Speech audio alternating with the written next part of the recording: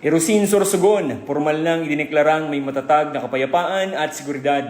Nakiisa ang Sorsogon Police Provincial Office sa Ceremonial Proclamation of Stable Internal Peace and Security Status o SIPS ng bayan ng Irusin na ginanap sa San Pedro, Irusin, Sorsogon na pinangunahan ng Philippine Army. Ang proklamasyong ito ay sumisimbolo sa matagumpay na kampanya ng Philippine Army at PNP laban sa insurensiya sa lalawigan sa pakikipagtulungan ng lokal na pamahalaan, mga ahensya ng gobyerno at ng komunidad sa pagpapanatili ng kapayapaan at kaayusan.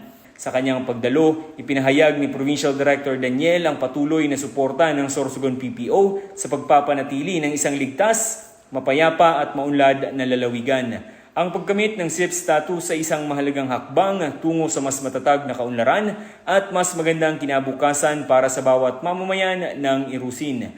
Patuloy na magsisilbi ang Sorsogon PPO ng may dedikasyon, integridad at malasakit upang mapanatili ang kapayapaan na bunga ng sama-samang pagkilos ng lahat.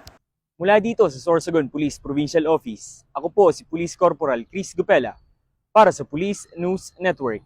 Bagong PNP para sa bagong Pilipinas, serbisyong mabilis, tapat at nararamdaman.